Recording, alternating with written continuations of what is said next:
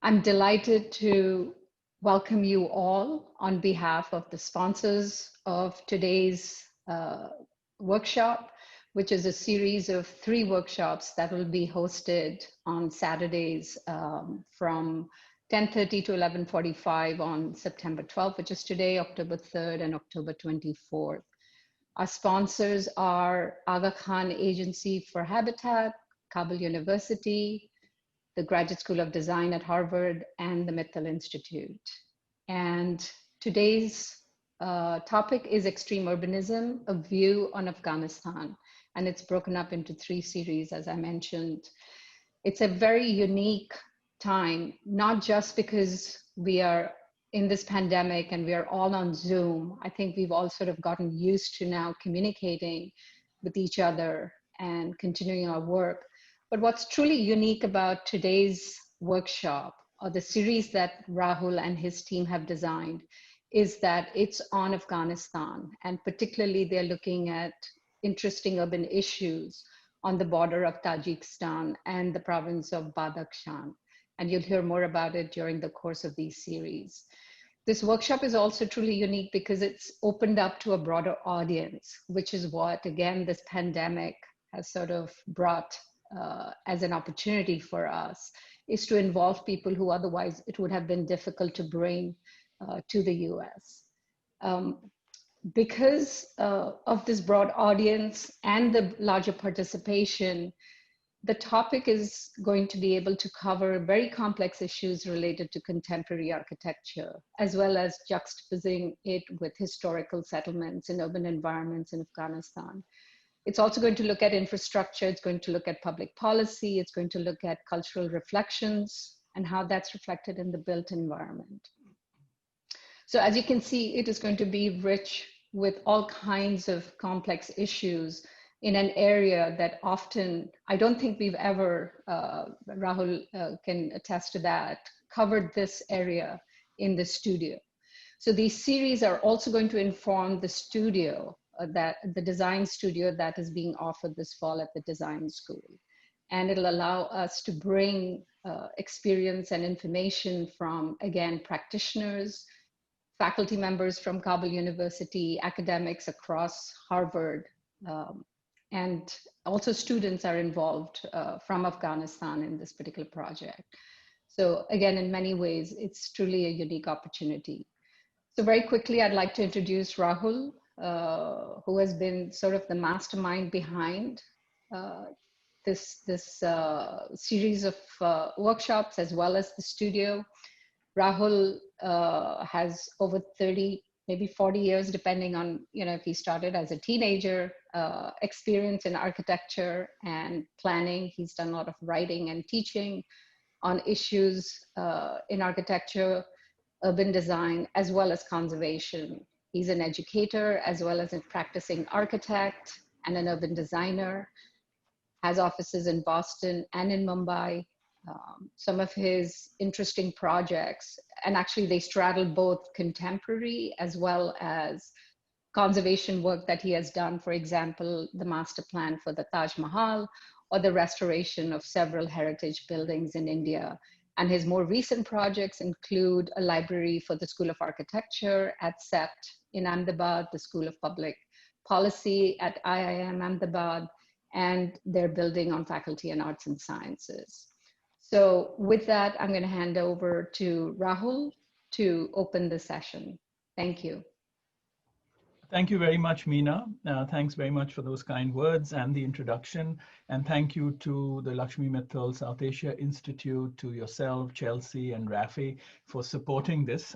Really, it is unique because both within the South Asia Institute and the GSD, we've not looked at Afghanistan and learned from Afghanistan. So thank you for your support. Thank you also to everyone for being part of this, to logging in.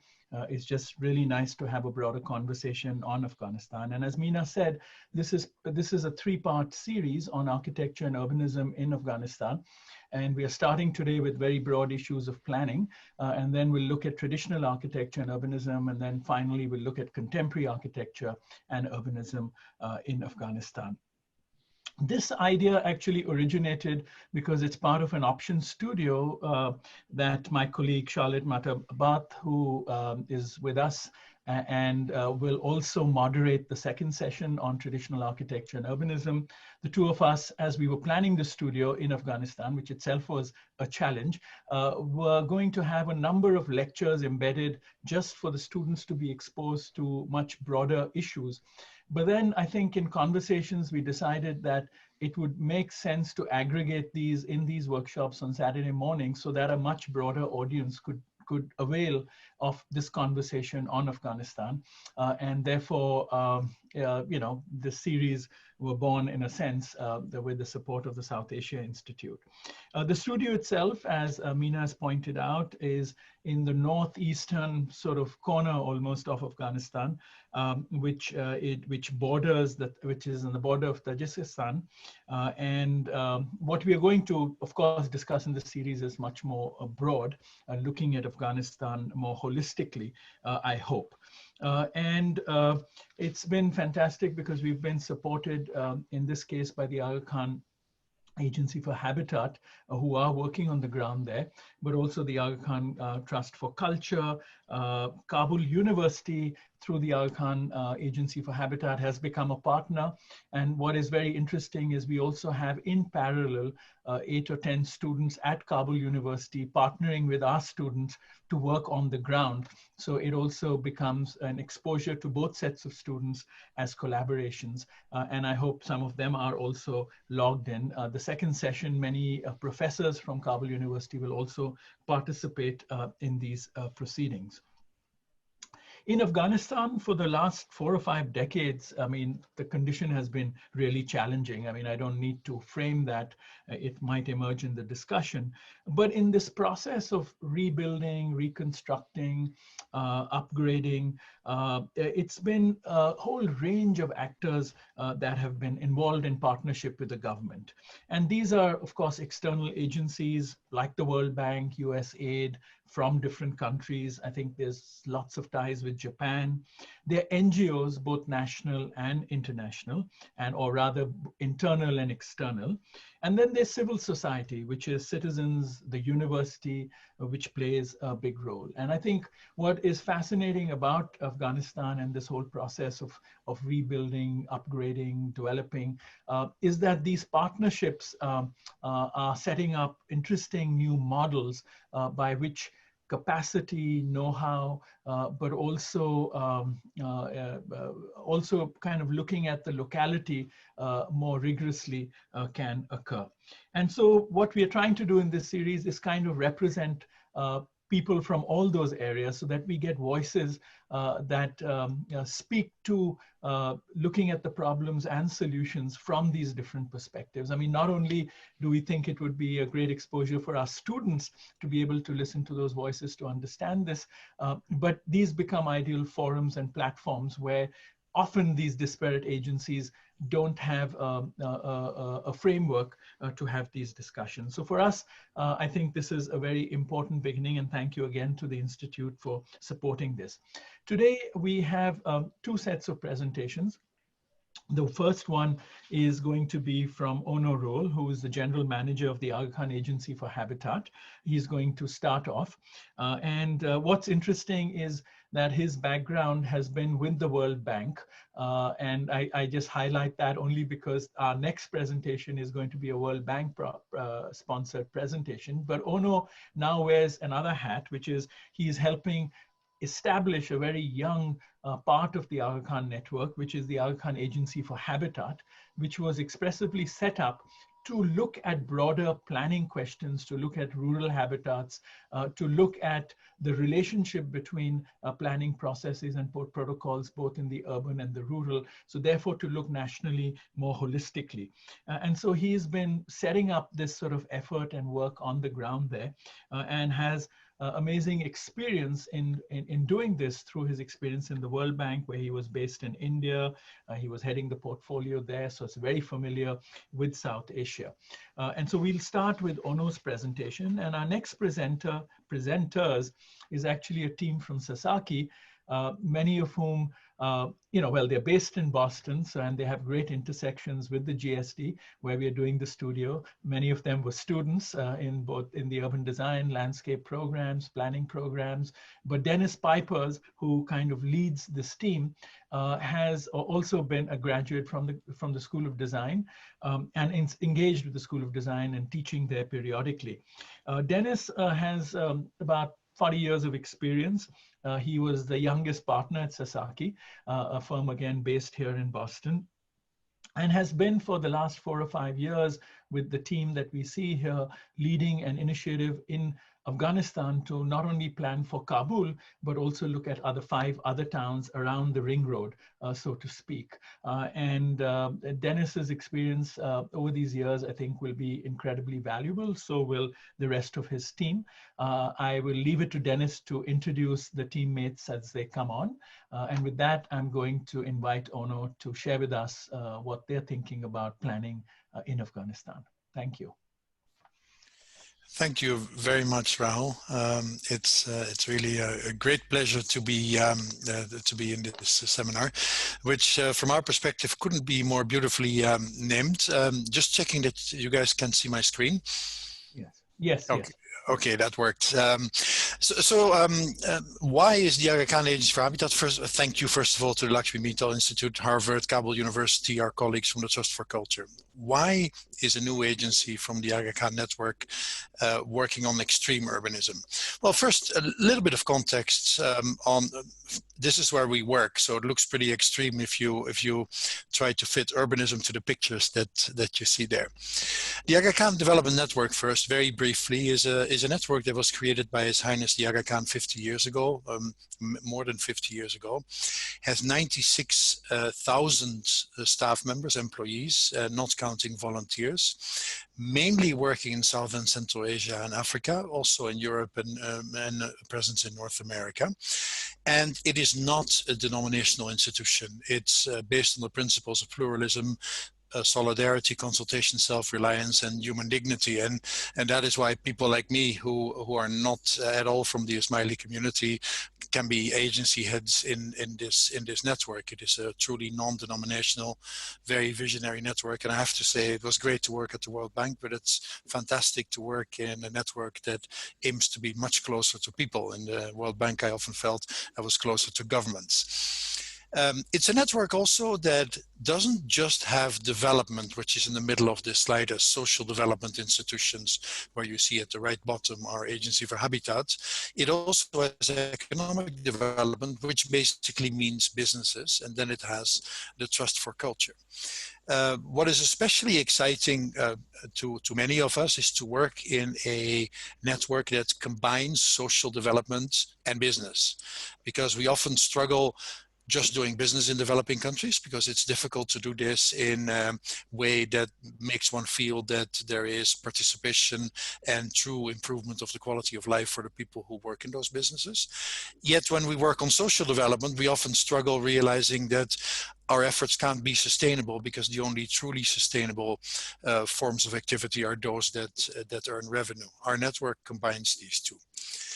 Now, the Aga Khan Agency for Habitat, as Rahul mentioned, is a completely new agency. It is, however, not new in the sense that it is a startup. It is actually a merger of two parts of the network that existed before.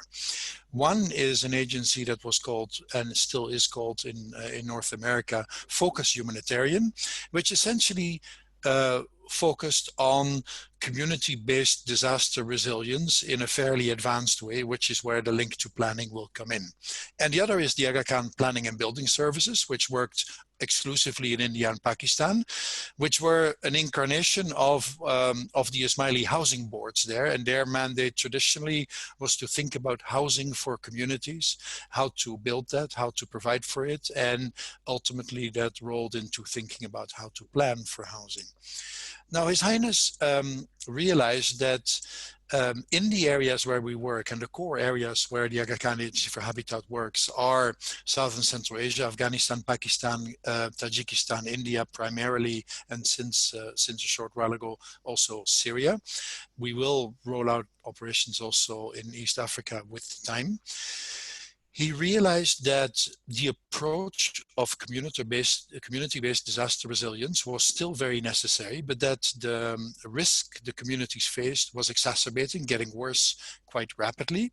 And that and this, of course, is significantly as a consequence of the risk profiles changing due to climate change, particularly in high mountain areas, which are quite prevalent in the geographies that we're talking about.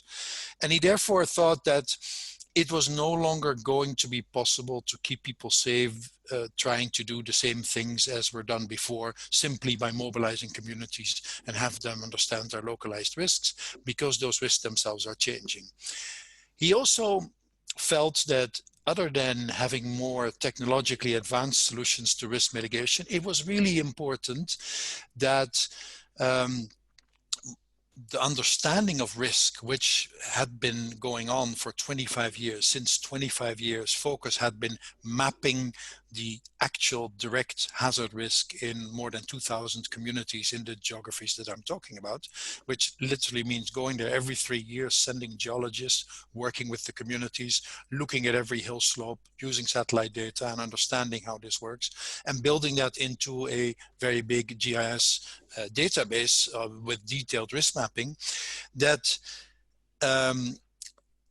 a intellectual capital had been created that might be part of the solution to the problem of how you deal with the risk profile changing due to climate change. Because in effect, the people in the high mountains of the Himalayas, the Pamirs, Karakoram mountains, are living at the frontier, the battlefront of climate change, just as much as the people of the Maldives or the people in low-lying coastal areas in Bangladesh.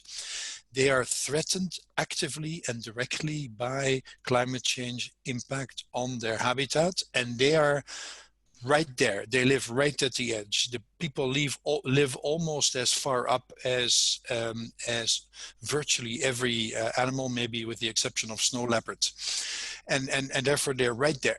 So the logic of combining the planning engineering capacity of the AKAH planning and building services and the humanitarian and disaster resilience capacity of Focus Humanitarian was that by using the data in this GIS database, by understanding the risk and mapping it, it should be possible not just to plan for survival as we did in the past, but actually plan for populations to thrive.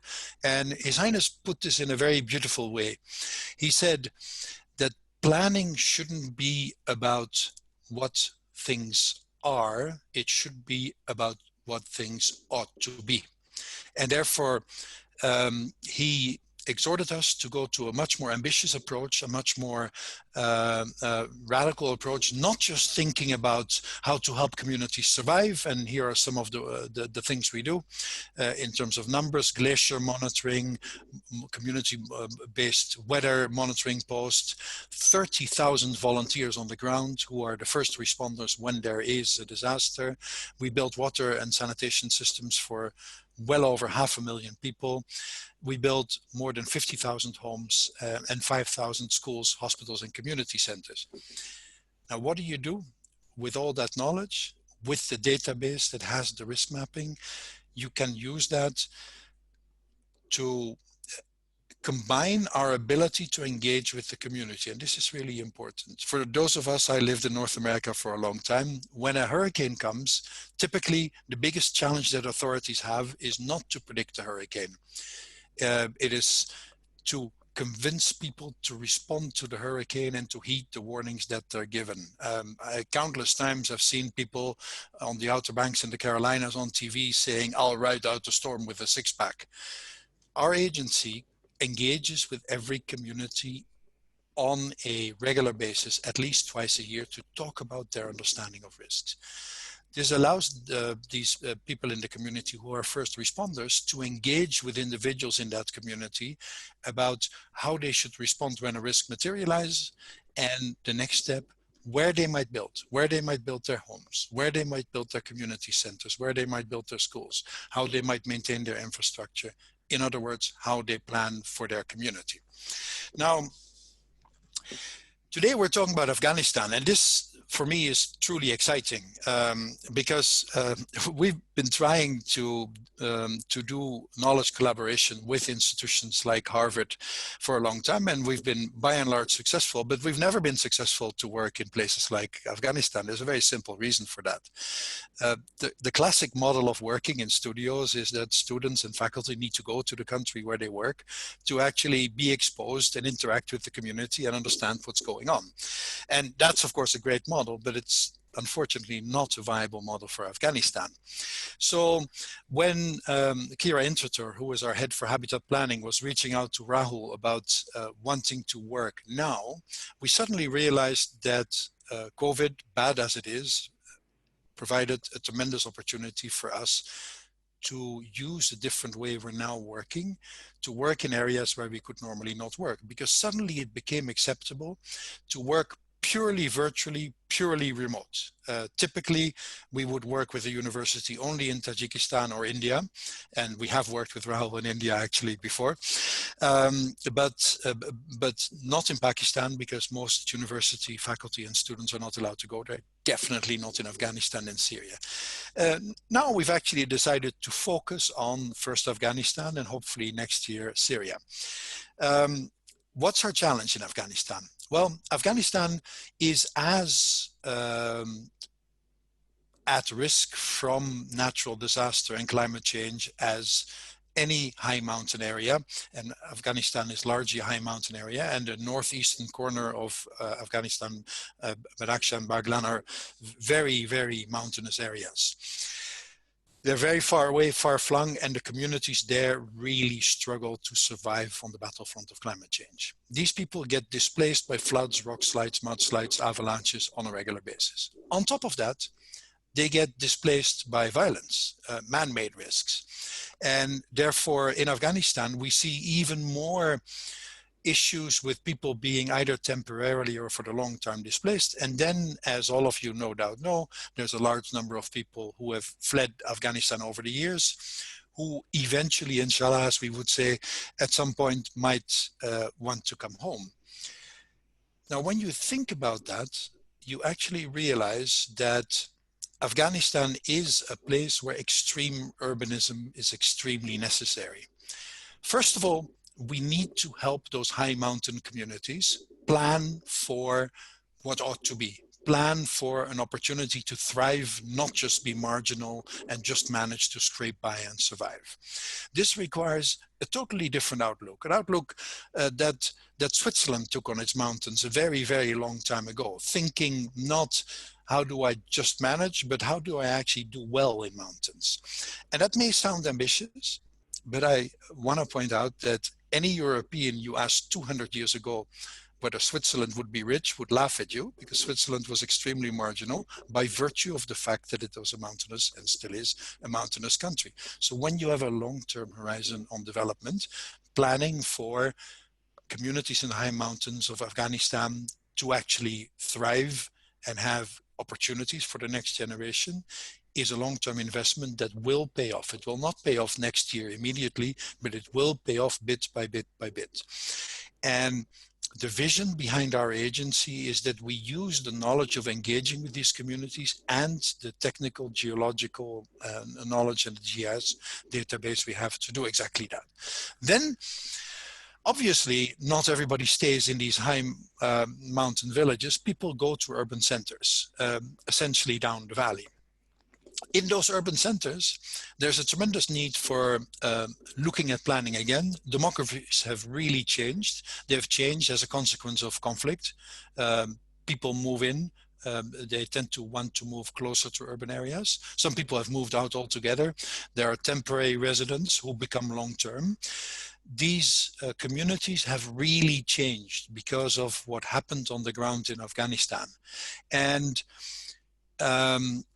Afghanistan is the kind of country where for at least 20 years, nobody has thought about how you solve a problem like that, because everybody is focused on the short term.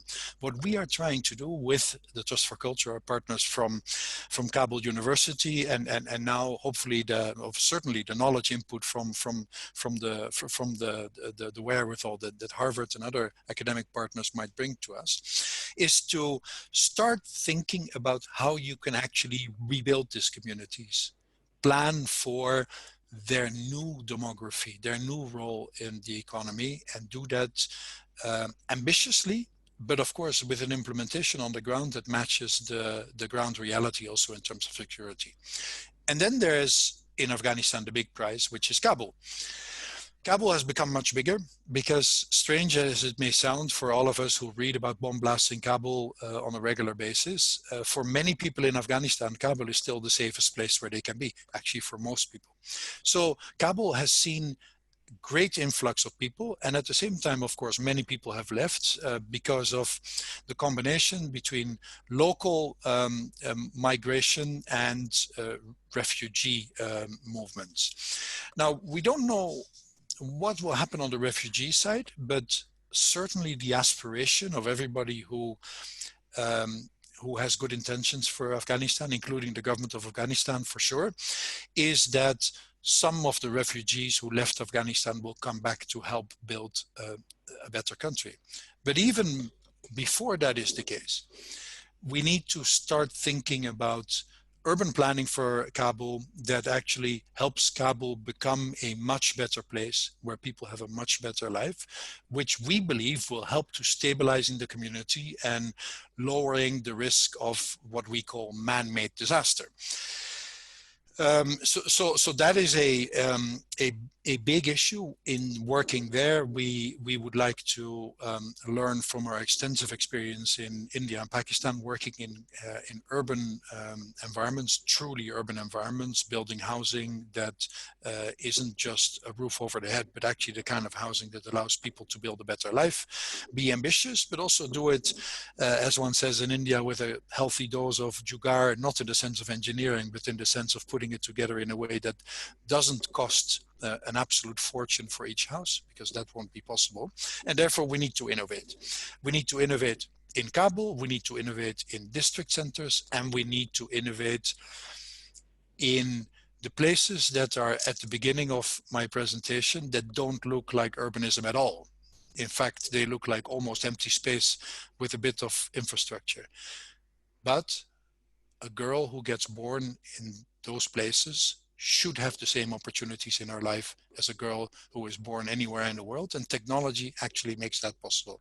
So our dream and our ambition and our job is to work to bring to bear the knowledge that allows us to develop urbanism in the most extreme locations in the world, when we think of urbanism and planning as that what makes the built environment not just safe, but supportive of opportunity for the people who live there. And that is why we are so excited to be in this series, that we're so excited to participate with Rahul and the other partners in the workshops. We really look forward to what we'll all learn from it, and hopefully many more times to come, because there'll be years of work and learning to find a way to meet this challenge. Let me stop there. If I can find a way to unshare my screen. Then I'd like to hand the floor back to, I guess, Rahul. Somebody unshared my screen for me. Thank you very much. Thank you very much, Onno. Thank you very much for actually stating the challenges in their broader sense. And I think the idea of planning serving not just survival, but how people can thrive is, I think, a very well kind of articulated challenge and mission in a sense. So thank you very much for that. We'll come back to the questions. But before we go to Dennis, there was one question that came on the screen, which I just want to address before we move on, which was, that was in the context of the studio we're doing, is what is the connection we have to the district and Badashan, and how will we, get that data? And I just want to, whoever asked that question, there are 2 or 3 levels we are doing that at. One is we're working through the Agency for Habitat, who have people on the ground. We've already through the summer had many meetings with stakeholders, which are even government and district officials, to understand their perspective. And now with the help of Kabul University students, we are going to actually reach out at other kinds of stakeholders so that we get a much finer grain of feedback to the extent we can using the virtual mode. And we are confident that with all the partners in place, which is why the collaboration is so important, that we'd get as good pulse as we possibly can with the limitations we have.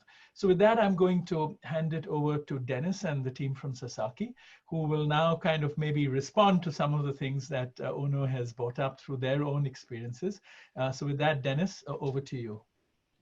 Okay, thank you. Alykhan will share our screen. Thank you, Rahul. Thank you, Onno.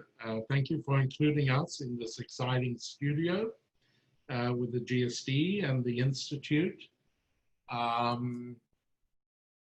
Let's make sure my, okay. Okay, let me introduce the team here. We will talk primarily about our experience in 5 provincial cities that we worked on with the World Bank. And I will do a brief introduction that will show a bit of our work in Kabul. But my colleagues, Alykhan, Thomas, Einat, and Victor will talk about these themes and primarily focused on our work on the 5 cities.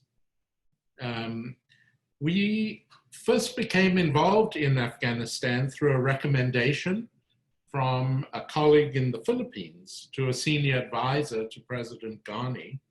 And out of that came a discussion with the president directly. And he said that he wanted to improve the lives of ordinary citizens, that the wars had obviously presented a gigantic distraction from just how people cope with life in the city. And he asked us to develop a framework for the city. And he articulated a bold vision that he had, a kind of a way of thinking. And this is one of our framework drawings that came out of that process.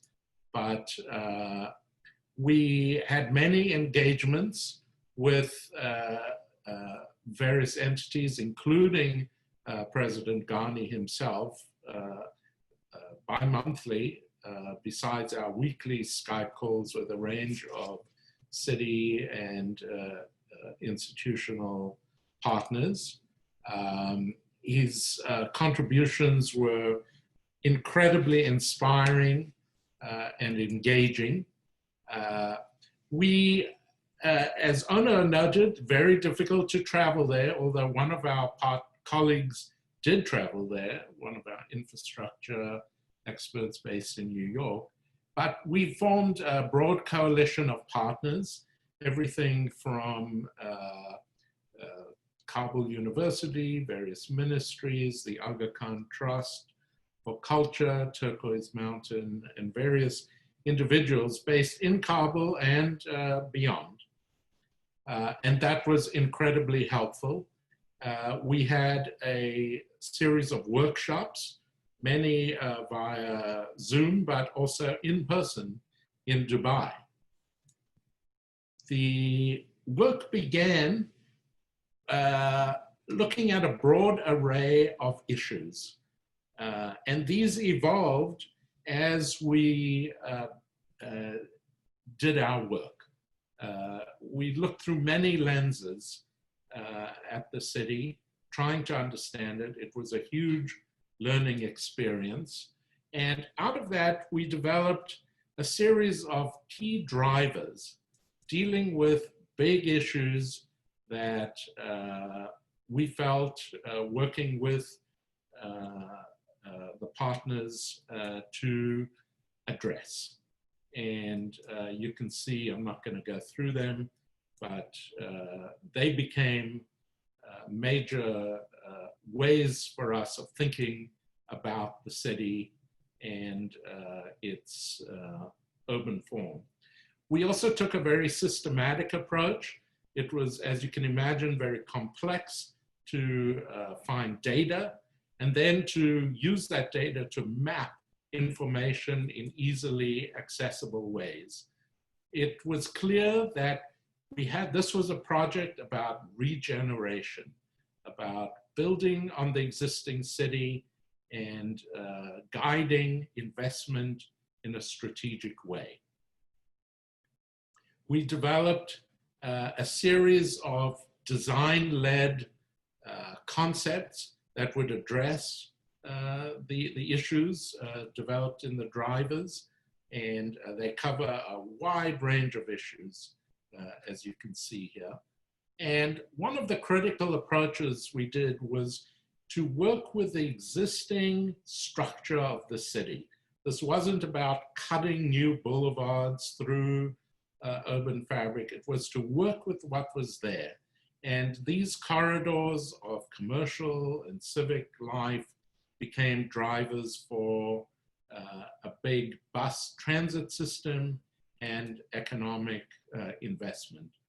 We were asked to focus on two particular ones, Darul Boulevard and Massoud Boulevard, which you can see here. And we drilled into them both, focusing on the transit investment, focusing on public land that could become catalysts for development and investment.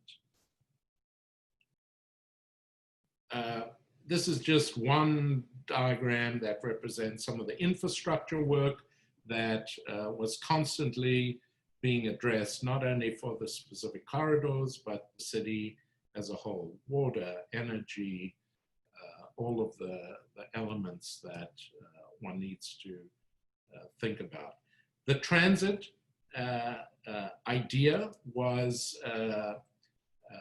focused on creating catalysts for investment. So on this publicly owned very large parcel, we proposed a mixed use development that connected a neighborhood to Darul and the transit, and we tried to show how one might build in this scenario in a way that was appropriate for the city, but was forward-looking in defining that future that I think the Aga Khan stated so well.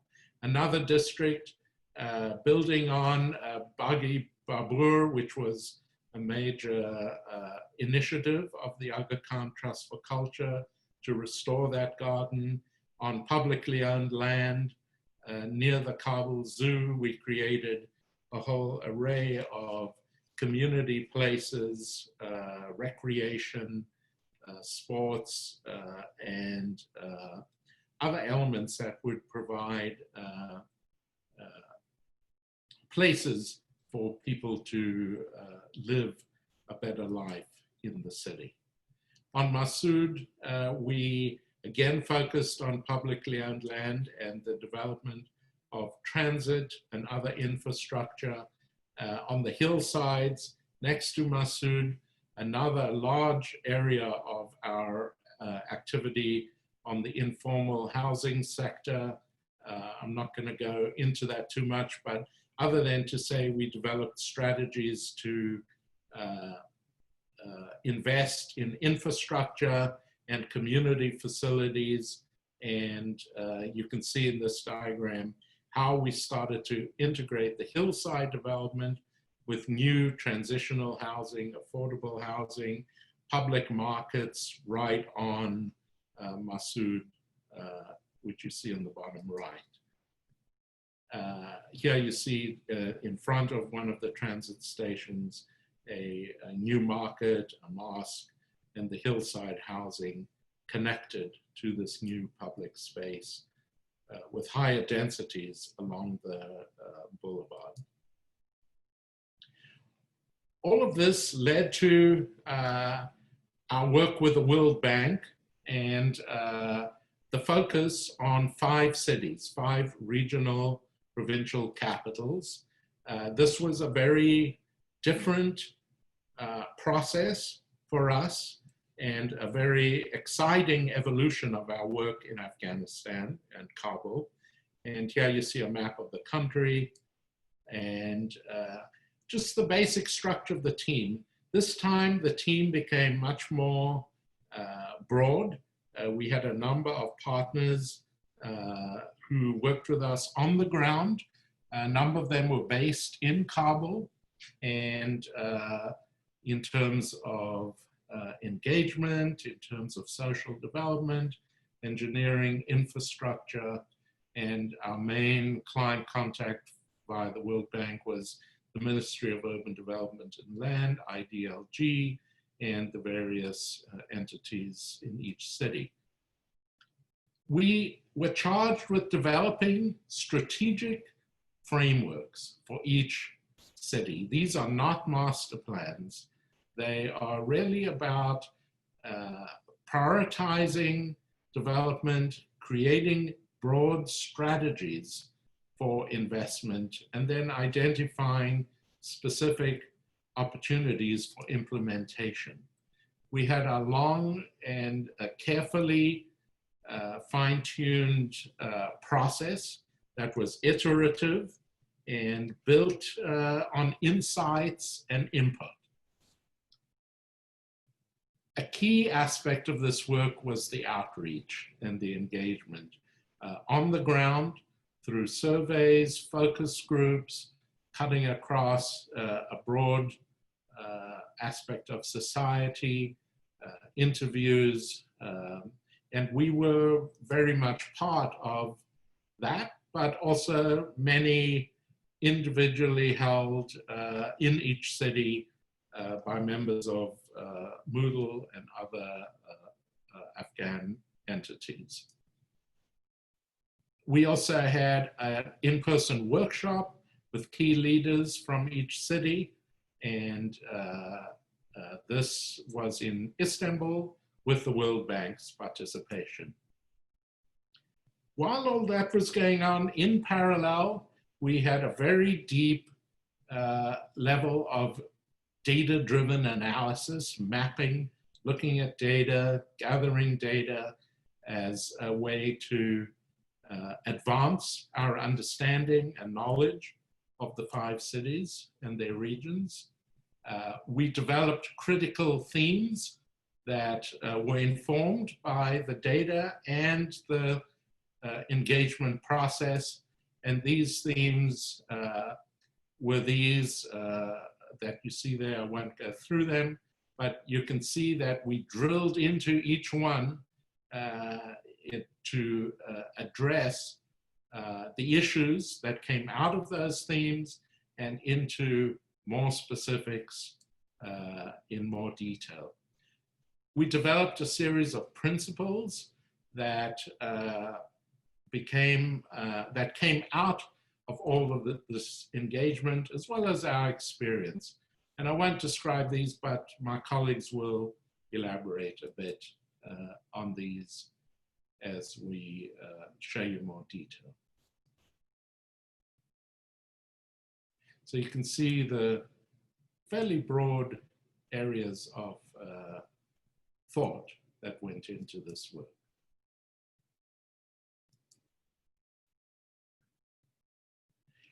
The plan was very action-oriented and implementation-oriented.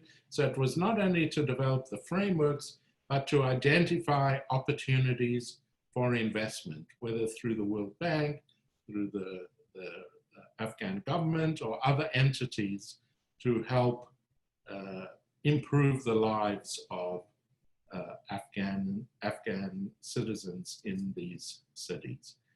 And my last image here is just from one of our calls with President Ghani. You can see the kind of issues he was focused on, the long-term vision, the rules of the game. He constantly said, zoom in and zoom out. Always look at the context and the city itself. Look at the city as a system. Look for opportunities to leverage the advantages of each city. He wanted to unlock investment and generate jobs and employment. And he always emphasized the sense of urgency and the need to coordinate across sectors. So with that, I will pass it on to Alykhan, who will talk about his piece. Thanks, Dennis. From the beginning, from our work in Kabul all the way through our work on the 5 cities, the notion of Afghanistan as a historic and a contemporary crossroads of culture, of language, of economics, and politics has been central to our understanding of the country and its people.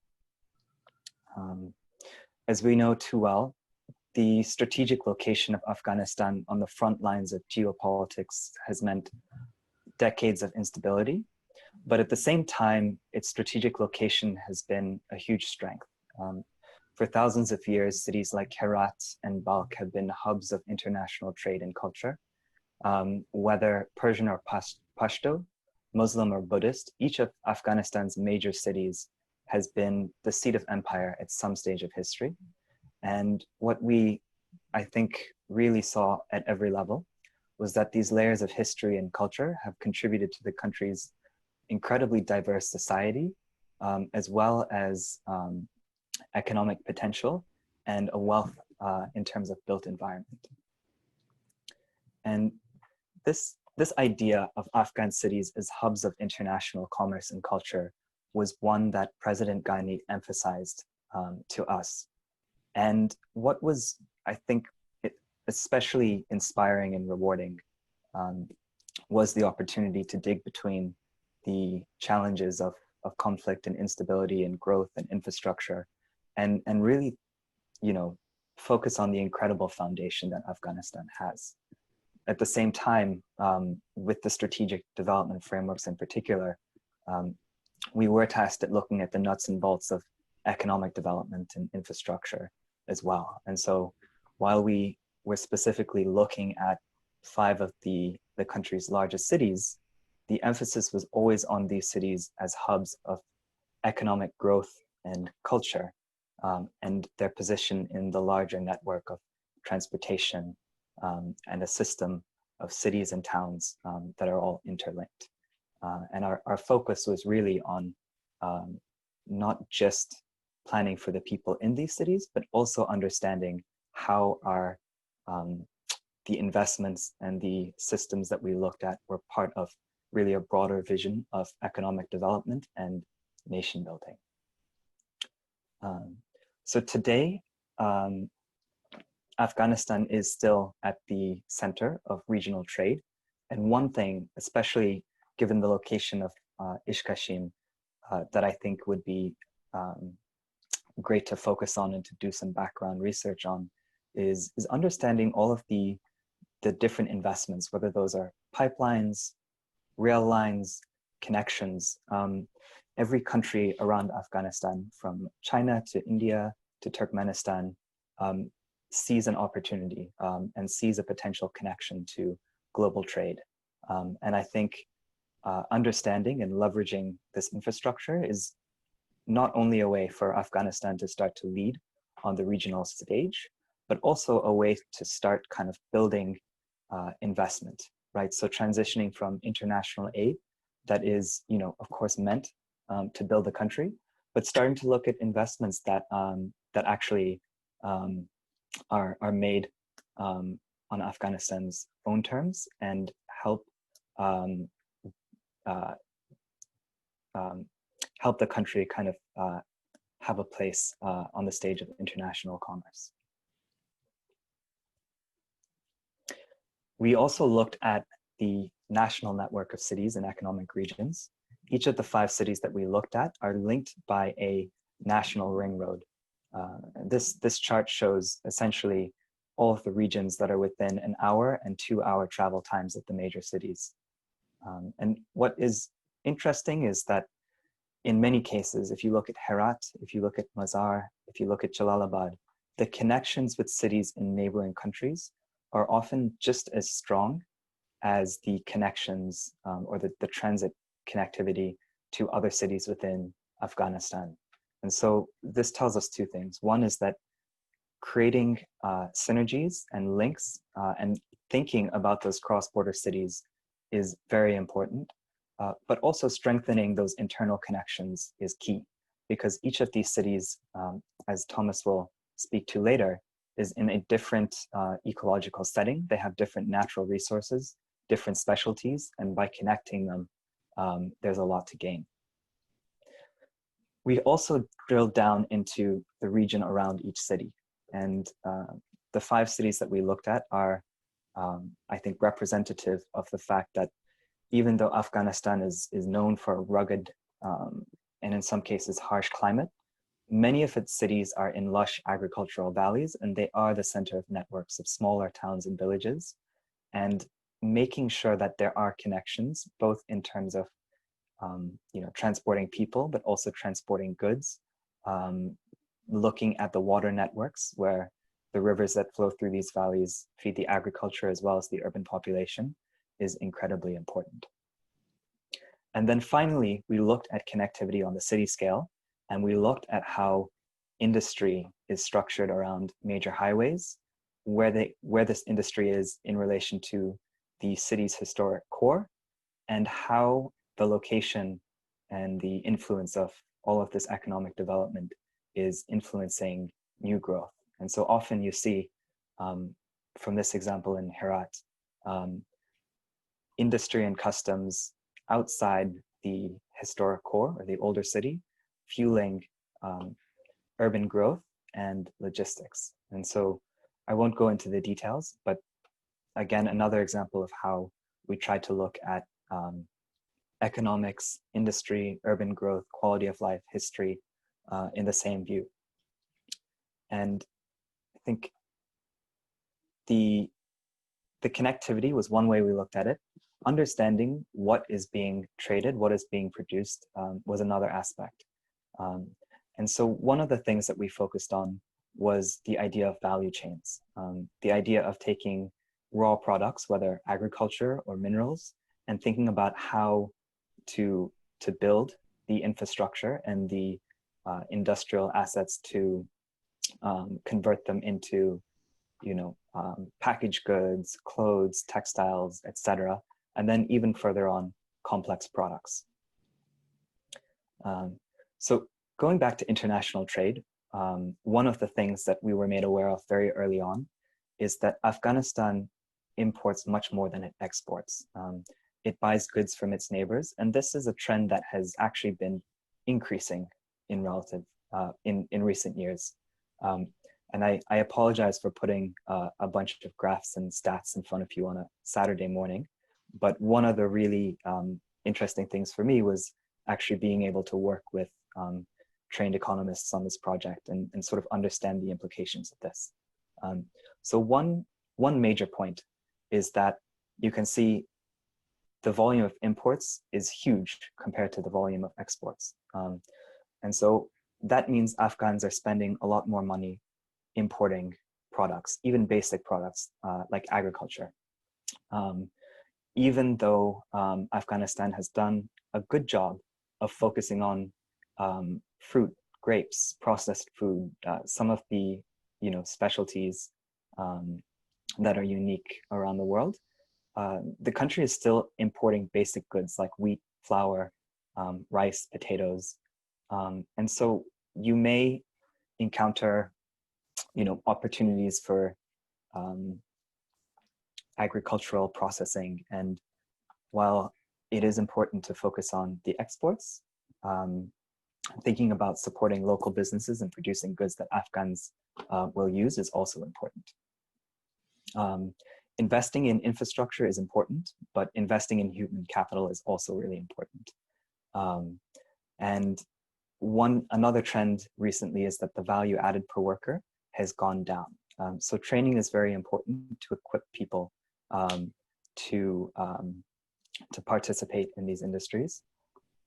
Another key factor, key insight that we noticed was that if you look at the gender distribution of workers by sector, there's actually a very high proportion of women in manufacturing. And this is right now driven by textiles, by weaving and manufacturing. But I think it's important to note that that is potentially an opportunity whether you're thinking about equity or economic development. And then finally, education is important, and creating jobs is important. Afghanistan has an incredibly young population, and the country will need to create almost 4 million new jobs by 2026 as the sort of today's youth enter the market. So the challenge is finding the resources for education, for healthcare, and opportunities. But the upside is that if this is done well, there will be a young and workforce in the future. And then finally, in terms of people and human capital, security and stability is key. One clear trend is that out of almost half of the population that has been displaced, almost everybody goes to the larger cities, whether they are coming back from Europe or other countries in the region, or whether they're migrating from villages. And so our focus has been to anticipate and accommodate this population growth, but especially looking at some of the smaller towns and villages, an area of focus that will really help mitigate the challenges and build on the work in the larger cities is trying to understand how to create the economic opportunity and the stability to encourage people to stay, to return to, and to invest in those smaller towns and cities. So I'm gonna transition quickly to some of the principles and ideas that we worked through. Again, one key principle is really connecting rural and urban cities. A second was thinking about a 21st century economy. And I think, the fact that we're all here from across the globe online is indicative of the fact that whether you're in a small town or a major city, having access to ICT, having good internet can connect you with the whole world. So focus on the basics, agricultural processing, but also why not connect everybody in every town and village to high-speed internet and give them opportunities. So for each city, we focused on district and city level plans, trying to align future urban growth with existing and proposed industrial centers. We looked to create catalytic regional economic anchors, such as a exchange and convention center in Kabul, where regional producers and farmers can come and display their goods, find merchants and opportunities for export. We also look to create smaller, replicable and scalable opportunities in neighborhoods.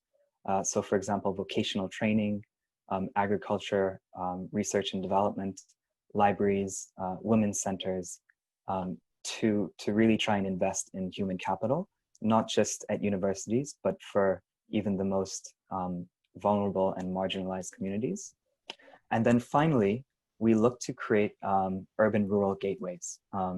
So these could be agro-processing centers or smaller nodes at the outskirts of towns that interface with the outlying villages and towns that give people from towns the ability to come in, to trade, to sell their wares, but also to build some capacity while they're there, perhaps see a clinic, learn something new, etc. And I think to kind of close with this, we went from the international scale down to the scale of the site, and we proposed very specific projects. And a big takeaway is that many of these projects, some of them came from us, many of them were a result of the stakeholder consultation. Many of them have already been proposed by other ministries and sort of government organizations or international organizations. And I think as you start to think about concrete proposals, it would be really important to look around to see what other ministries, other stakeholders are proposing, and sort of as designers and planners to try and be the glue that coordinates all of these investments and puts them in a larger system. So with that, I think, again, emphasizing that connection with the urban and the rural, I'll turn it over to Thomas, who's going to speak to landscape and ecology.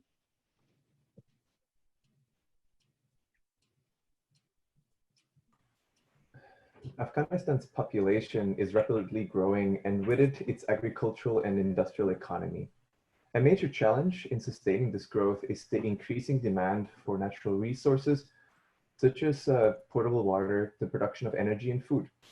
This in return increases land requirements to accommodate the anticipated growth. Cities and city regions are confronted with the task to carefully and strategically plan for this urban expansion in order to not compromise the natural environment. To guide the government with this complex and interdisciplinary task, we introduced landscape and ecology as an integral part of city planning and urban development. Let's see, does it advance? Yeah. In this presentation, it still lags a bit, Alykhan. Maybe you have to go up to the second slide and guide me. Sure.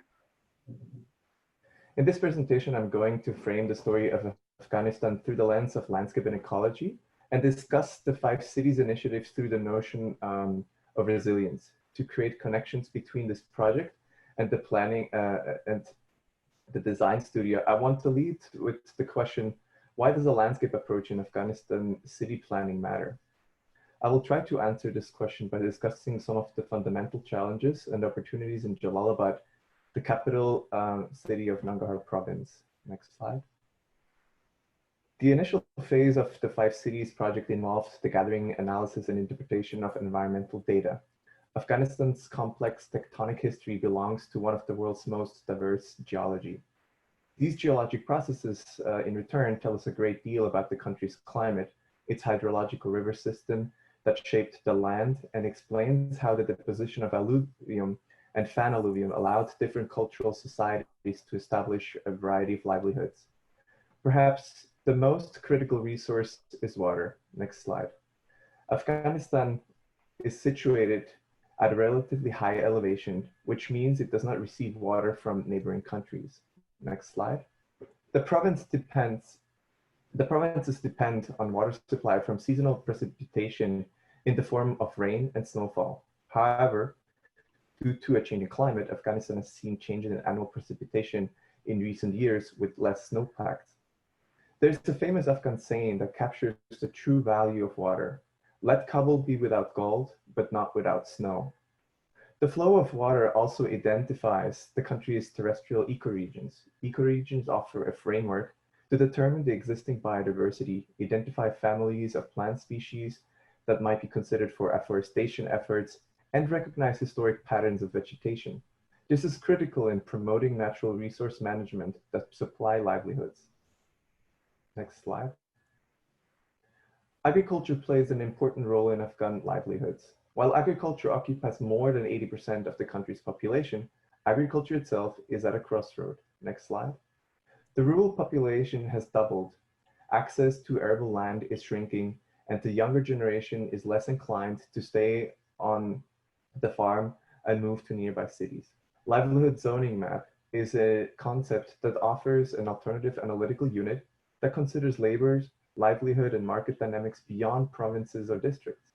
Each zone is linked to a specific livelihood profile, providing a better understanding of income across regions and the seasonality of agricultural production. Livelihood profiles also provide an understanding of how climate change will affect different societies. Next slide. Effects of climate change influence the growth of urban agglomerations. While a big influx of people is associated with returnees from national and international movement, many rural communities move into cities as the urban-rural network does not provide access to markets, or environmental disasters like drought affect agricultural livelihoods in the more rural areas. The link between livelihoods and ecoregions can be understood as a potential for economic opportunities with an alternative resource management regime. Next slide. In sum, uncoordinated rapid growth puts a strain on the natural environment through an increase in demand for natural resources on the one hand, but also higher outputs on effluents with the risk of contamination. This metabolic process results in increasing health threats and the city's ability to react to shock. Next slide. Afghanistan is prone to natural disasters because of its rugged terrain and arid climate. Most major cities are located along snow-fed rivers and valleys surrounded by steep hills. Most cities are exposed and vulnerable to 4 major natural hazards, including floods, earthquakes, landslides, and droughts. The maps here illustrate a matrix describing the potential of social and economic impacts on either spectrum.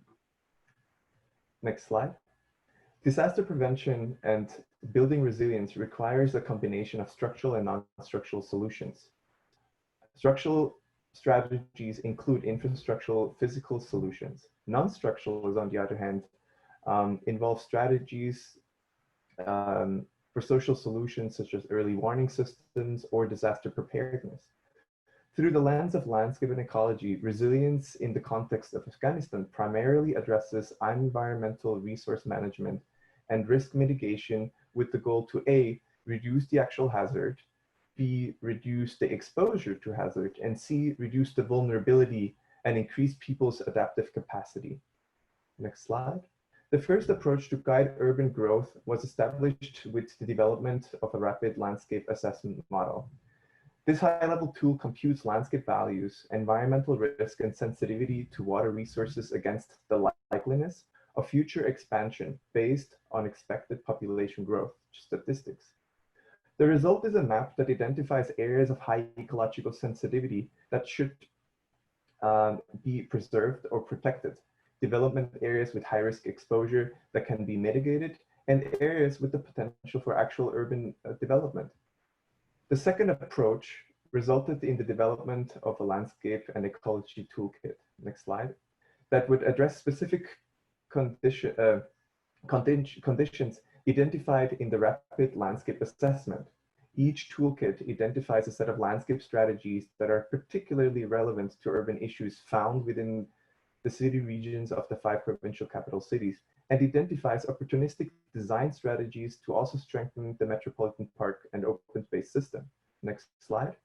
Before widespread improvements can be implemented to improve and manage in the management of natural resources, standards based on best practices must be adapted for the Afghan context and translated into policies, regulations, and permitting. Furthermore, assisting government agencies to build capacity and establish mechanisms to plan and implementation are critical next steps. Next slide. Jalalabad lies at the confluence of the Kunar and the Kabul River Valley and is influenced by the region's abundant ridges and valleys. The city is an important regional food basket and an economic hub between Kabul and Pakistan for many of the nearby agricultural valley towns. Jalalabad is relatively water and drought secure, but is exposed to higher degrees of flood and landslide risk. This diagram summarizes 4 main growth strategies that aim to accommodate an expected urban growth of 145%, which is equal to 200 to 350,000 people over the next 20 years. The 4 strategies include the development of a clear strategy to assess and manage the development pressure of new sharaks, guide urban growth towards the south, incorporate remote residential settlements into the existing urban fabric, and reinvest into the city center to promote sustainable development along the Kabul River. Next slide. The core of the city is located along the southern Kabul River bank. This area is of great cultural significance because of the historic gardens and monuments, the commercial center, government facilities, and Abdul Haq. The major component lays in changing the city's relationship with the river. This diagram visualizes the potential for a landscape approach that connects ecology and culture into a vision that incrementally transcends down the river.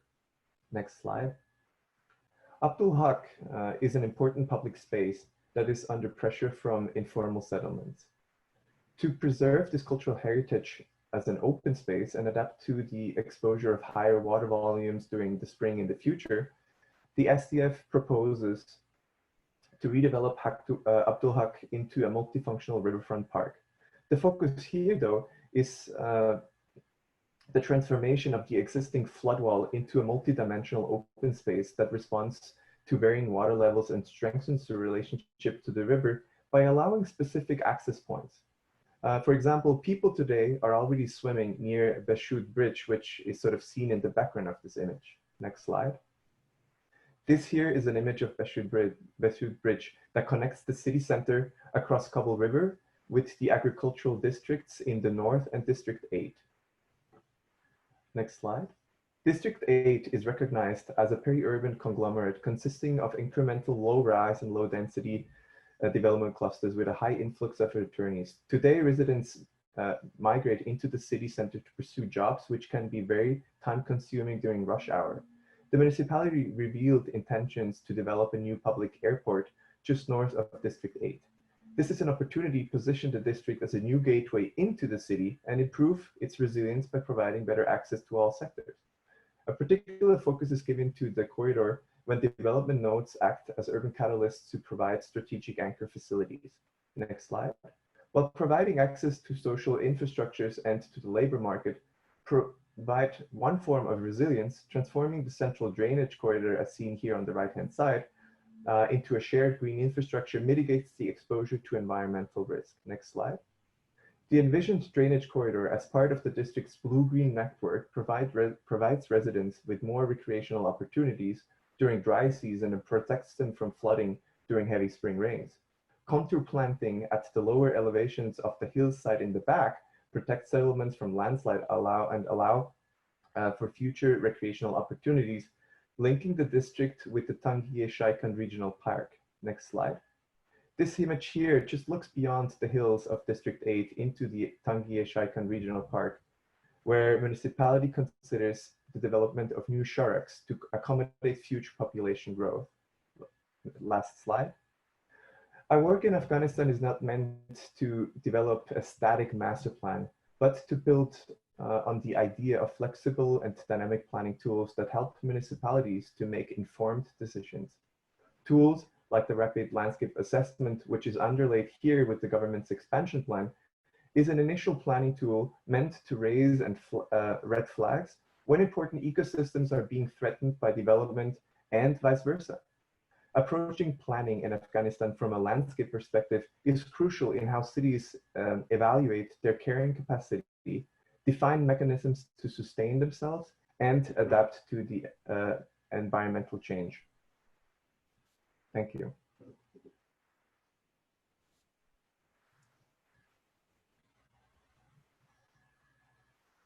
I believe next one will be Einat talking about the accessible city. Yes.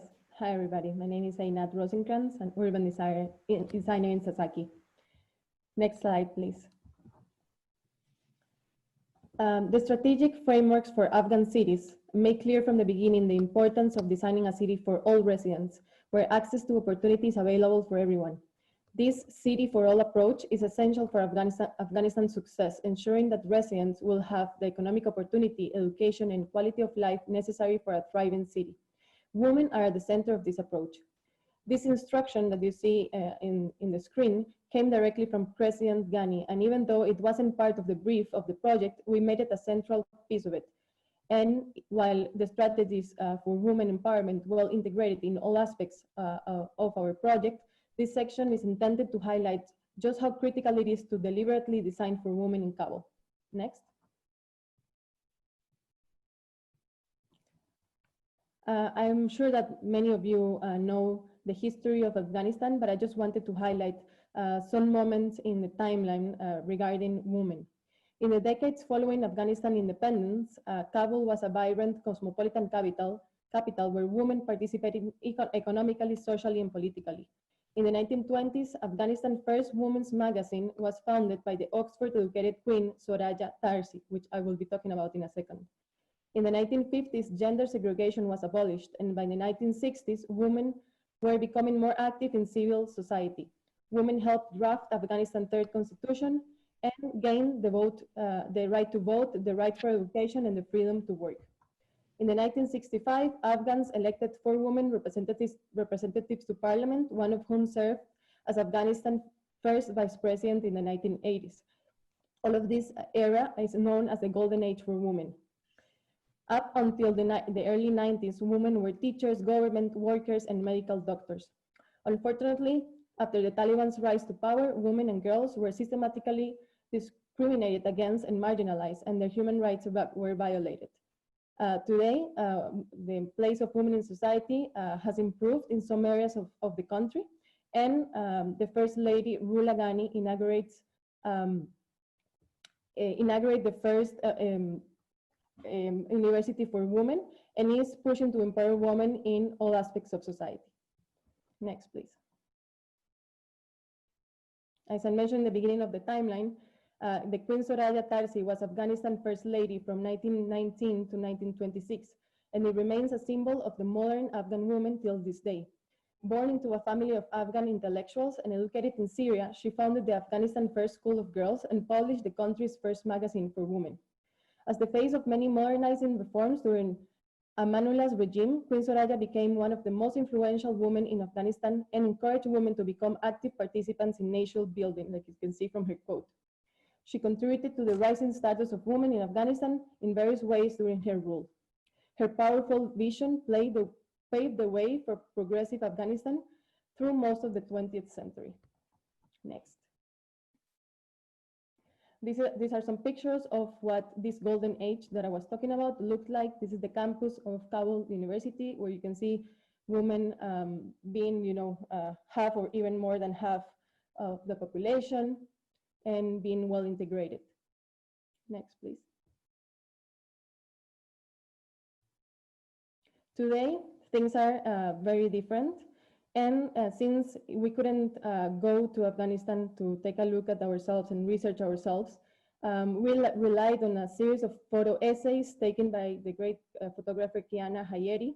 We also did surveys to 30 or plus women in all aspects of society, activists, educators, and more.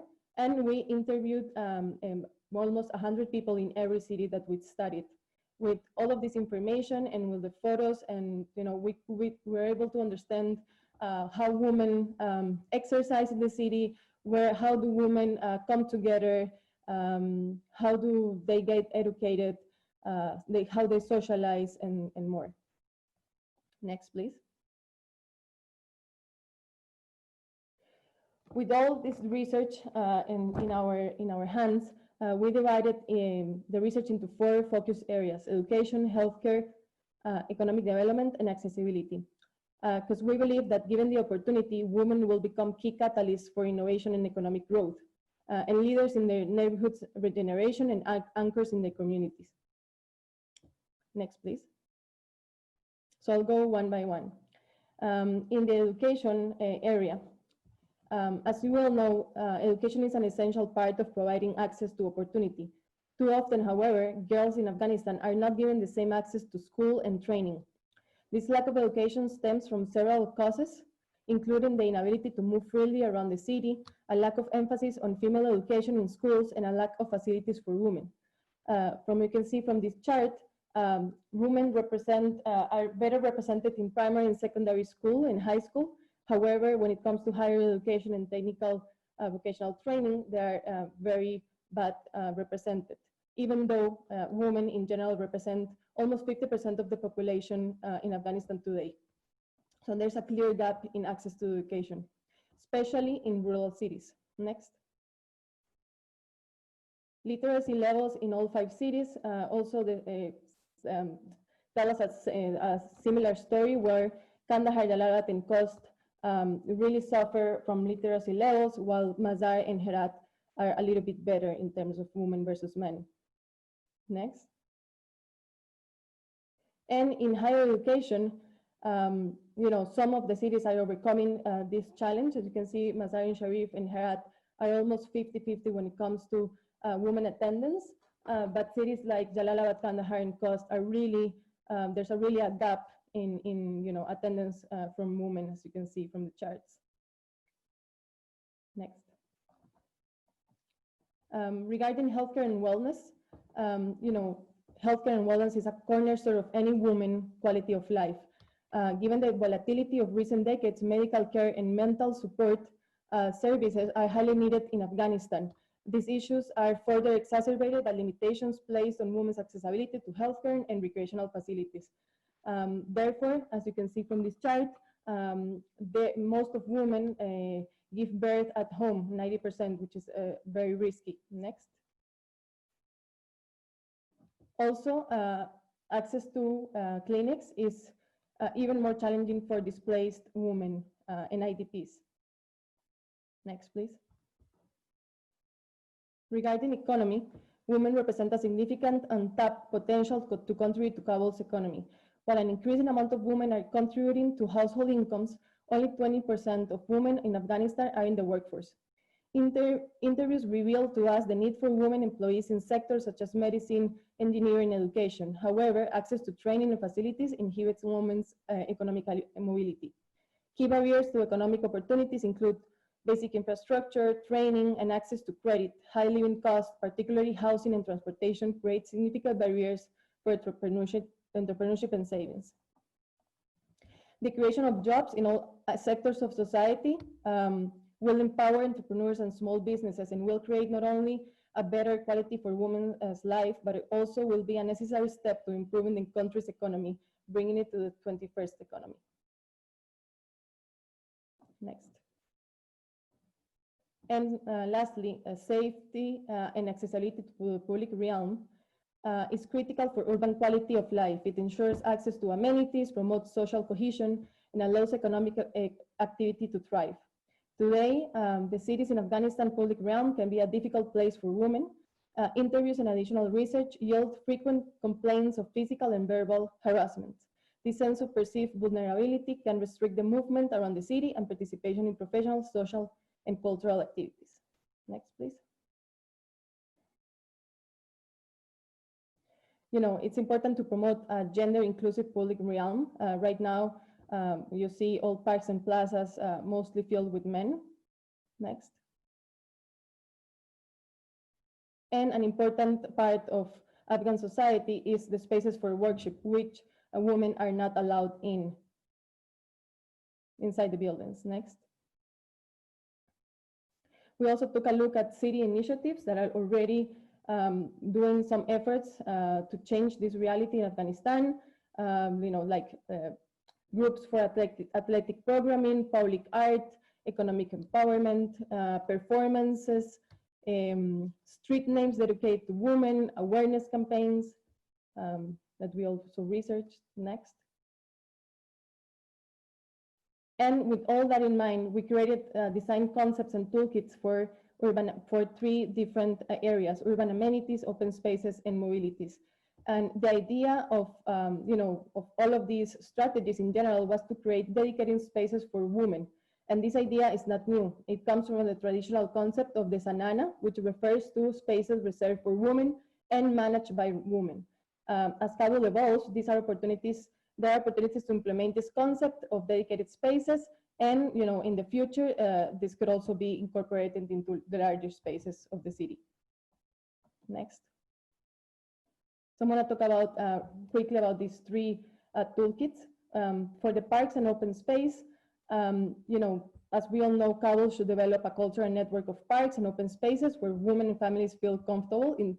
But today, protected and demarcated areas for women is also a key need to make parks accessible.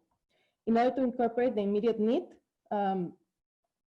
parks should include similar, some smaller spaces, like I was talking about before, or rooms, as you can see here from this diagram, inspired by traditional gardens, where the boundaries and entrances of these rooms can be combined to create spaces that feel very intimate and protected, while also remaining connected to the larger parks and surroundings. These spaces will provide all types of programs, you know, the same that are provided in the rest of the parks. And in the toolkit, this approach of the toolkit is the idea is to create generic solutions that can be incorporated into different parks and open spaces of the city. Like, for example, integrating the entrance to a park within a community center, or simply provided a guard allows access to be safer. Well-lit spaces, discreetly located in like emergency boxes. Design should incorporate ramps, seating, signage, bathrooms, water, to ensure access to all women. And finally, defining edges with trees, screens, and landforms to create secure private spaces without creating a feeling of confinement. Next. In terms of mobility, the country's rapid growth and the accompanying congestion has made transportation a significant challenge across the city, and particularly for women, is more vulnerable. Women is very vulnerable to crime and violence in the public transportation or in the streets. The lack of safe and adequate transportation reduces the amount of trips women make, limiting their access to opportunities in many parts of the city and decreasing their ability to earn income. Next, please. Mobility, in the mobility toolkit, I'm about to be done. You know, all the different strategies that were designed for the urban design framework.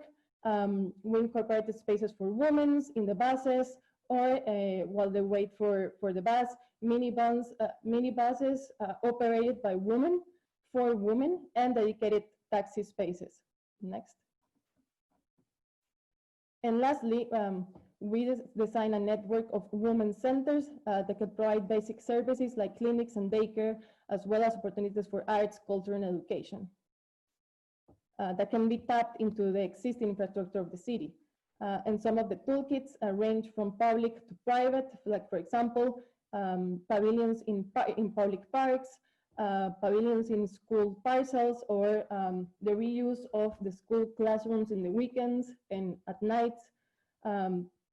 Also all the way to private, to the creation of recreation spaces in rooftops where women can feel safe, or just ground floors of commercial buildings, of office buildings where there could be like daycare for women to, you know, to be allowed to work. Next. And this is my last image.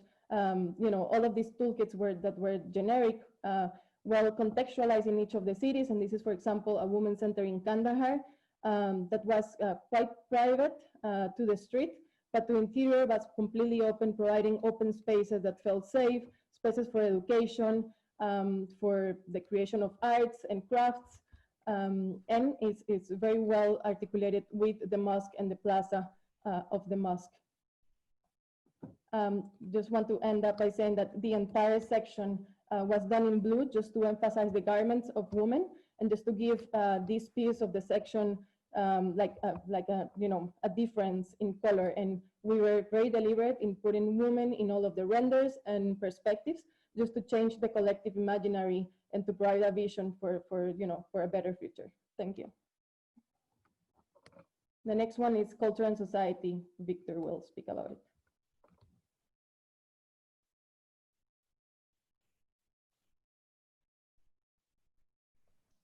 Sorry, I was trying to unmute my phone and I advanced the slides. Alykhan, could you go back to the sort of first slide, please? Thank you. Well, thanks, Einat.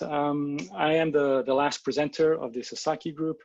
I'm going to give a very brief, actually for the purpose of time, because I think we're a bit behind schedule, on sort of culture and society and how this impacts how we intervene in the built environment, particularly in the context of these 5 cities.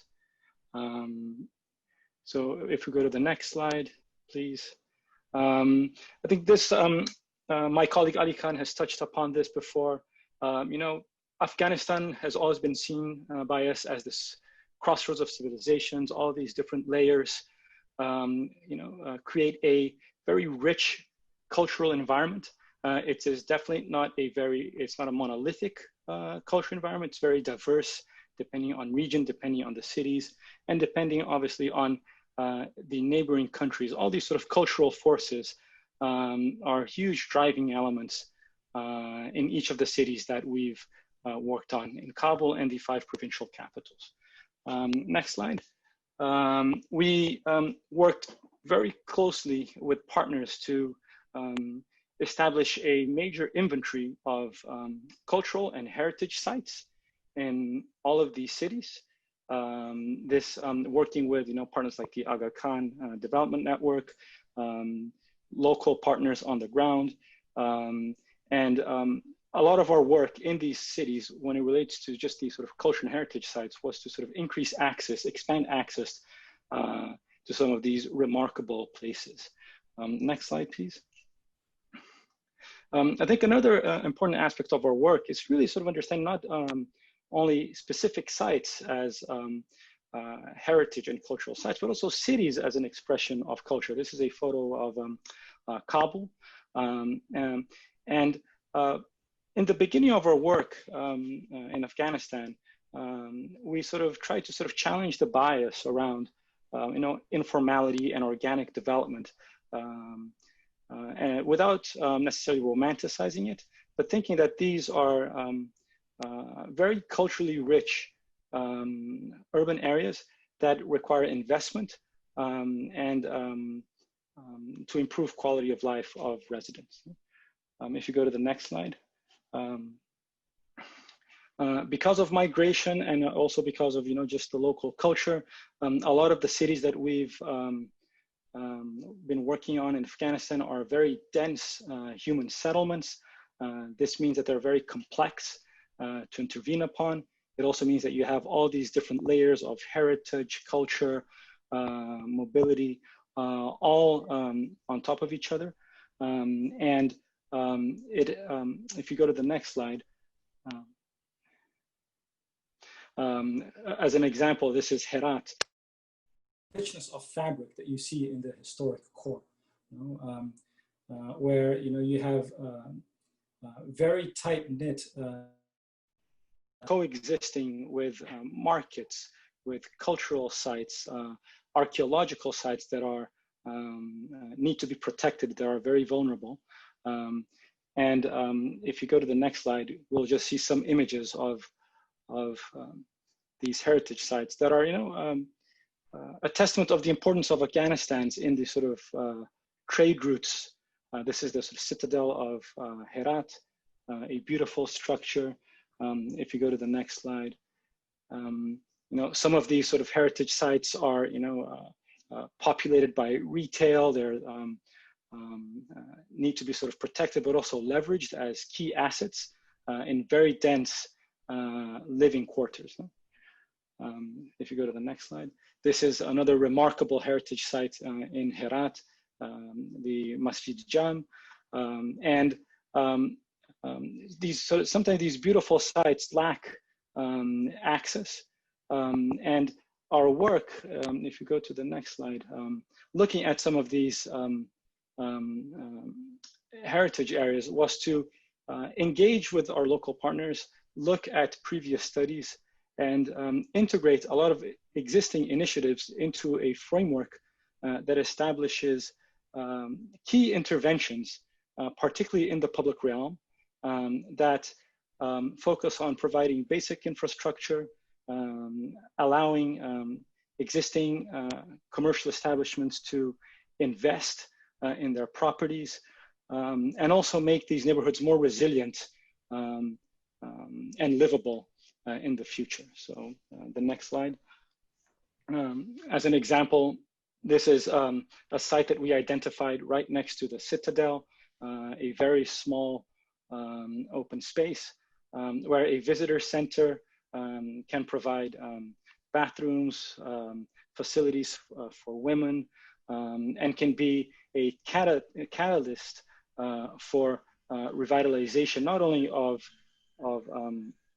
these historic assets, but also a sort of community regeneration factor as well. Next slide. Beyond the old city and all of these cities that we've addressed have a very sort of strong historic core. These are also cities that are growing quite rapidly. In the case of Herat, pictured here, it's a city that is going to grow by 1 million inhabitants in the next 20 years. So a lot of our work is really focused on how do you sort of structure that expansion? How do you, based on a lot of the landscape analysis that my colleague Thomas presented, is how do you sort of protect critical ecological assets, direct growth, and coordinate this growth with mobility and infrastructure to create resilient communities. So you'll see in this map areas of protection, a sort of focus on a corridor to the north with the introduction of bus rapid transit lines, and trying to push growth towards the west of Herat, where we established a series of toolkits for neighborhood upgrades, but also toolkits to create a framework that will sort of transition what are currently agricultural plots to sustainable, resilient communities in the future. Next slide. So this is a view of Western Herat. This is an area that we've focused on as a pilot area. You'll see this is just showcasing some of the toolkits that I've mentioned around upgrading and around structuring. You'll see the establishment of community spines that are based on existing roads. So trying to stay away from very invasive and aggressive infrastructure investments, but rather really working with the existing city and the existing fabric, making sure that as the city expands to the west, that we integrate critical social infrastructure, new anchors that will support that growth. So in this case, investments in the Herat University and in training facilities, and working with our stakeholders to understand what are the future uses that the city needs, such as convention and exhibition areas that strengthen that urban rural synergies that my colleague Alykhan was mentioning as well. You'll see highlighted right at the center of this image, the Musala minarets, the archaeological complex, that is also a very important archaeological site in Herat that is very vulnerable. And it's next to a sort of pilot neighborhood, the Charsunak neighborhood, that we've went into a bit more detail to test these toolkits around neighborhood upgrade and protection of heritage sites. So the next slide, please. So this is just an image of this district. You'll see the minarets towards the back and some of the hustle and bustle that is associated with this area of Herat in the foreground. Next slide, please. And one thing that I think is critical to understand just culturally in Afghanistan is, as we started to work with these pilot projects, is the importance of the gozars. Gozars, which are units of local governance. They usually are composed of around 1,000 households, and they are led by a wakil, which is a community leader, usually someone who is very respected in the community. So when we started to work on these pilots, we made sure to respect some of the physical boundaries of these gozars, so that they can be partners in the implementation of some of these projects. These are projects that are very sensitive to the context.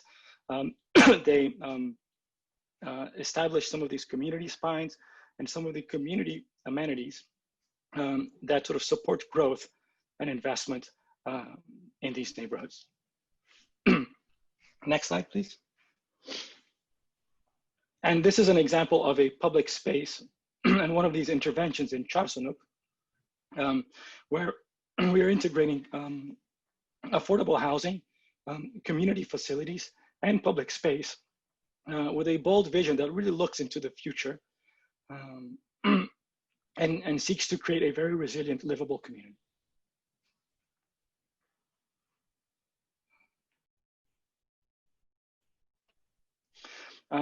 Beyond the urban centers, we also focused on expanding access to cultural sites in the larger city regions of the 5 cities we addressed. So this is in Kandahar, which is in southwest Afghanistan, and focusing on the Wali Baba shrine, which is a very important shrine in Kandahar that today is very popular, attracts a lot of visitors, but lacks the infrastructure to sort of receive these visitors. So if you go to the next slide. This is just a view of this shrine and how popular it is. And part of our work, if you go to the next slide, was to really sort of establish a preservation economy around some of these heritage sites. looking at, regenerating landscape, cultural landscapes, adding facilities, visitor centers, and sort of trying to sort of leverage these as future employment hubs to support a heritage livelihood in Kandahar. Next slide, please. Another important aspect of intervening in the built environment is really understanding, vulnerability and the importance of social infrastructure. This is the Eidgah Alif community in Kandahar. This is an area that is in high risk of flooding, and we sort of focused on this area because we wanted to reconnect this to the fabric and improve livability in general for people in this area. This is just a view of the this neighborhood. You'll see a very challenging environment to operate in. A lot of areas that are already privatized, very small open spaces or public spaces that, as urban designers, we can sort of directly shape. If we go to the next slide. I think as a focus, I mean, one thing that we try to do in all of our proposals, particularly in neighborhood regeneration and adopting some of these toolkits that I described earlier, is really investing in the public space, and trying to connect the community to either existing facilities or new facilities that are being proposed. So you'll see at the center of this image a sort of large open space that is public but underutilized, and can serve as a connector from the community to the university on the west, to a new urban corridor tied to transit, the Uruzgan Road, to the east. So if you go to the next slide. So in this case, in this neighborhood, we propose a series of catalytic investments, particularly in the public realm, around new community facilities, mosques, markets, investments in infrastructure to prevent flooding, and also to improve connectivity to jobs along the Uruzgan Road back to the city core. And if you go to the next slide, and I think a great lesson, and you'll recognize this image from what Einat was proposing and discussing before me, is this notion of integration, of thinking about how your intervention can be bigger than the sum of its parts. So you'll see here, investment in the public realm with plazas, a women's center to empower women and give them economic opportunity, neighborhood markets, also affordable housing, and this idea of even integrating affordable housing with facilities that can potentially serve the surrounding neighborhoods as well, and that can be managed by the community. So with that, I believe we end our presentation, and thanks everyone for listening in. Thank you very much. Thanks, Victor. Thanks to the Sasaki team. Thank you, Onno. That was really fascinating. I know Onno has another commitment, so I'm going to kind of just jump into a question for him. And then I'd like to address some questions to the Sasaki group. There were questions on the chat, which kind of got answered. There were some for Onno on data and other clarifications. So I don't need to repeat any of those. But, Onno, it was interesting. Sasaki has, of course, as part of their mandate, rightly so, focused on these 5 towns. And I have a number of questions there, which I'll get to the Sasaki team.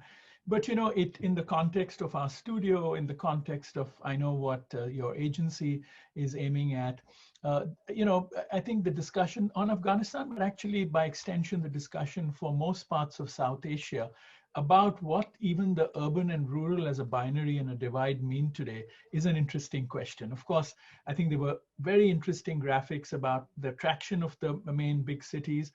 But, for example, the area we're looking at in Afghanistan is a 15,000 person town with a network of 20 villages. And so the addressal of the urban-rural divide and a kind of imagination for it is also going to become part of the future. And I understand that's something you guys are concerned with. So I would love to hear your thoughts on that.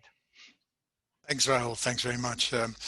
You know, when I was country director for India for the World Bank, I talked a lot about urbanization and how it was such an important phenomenon in India.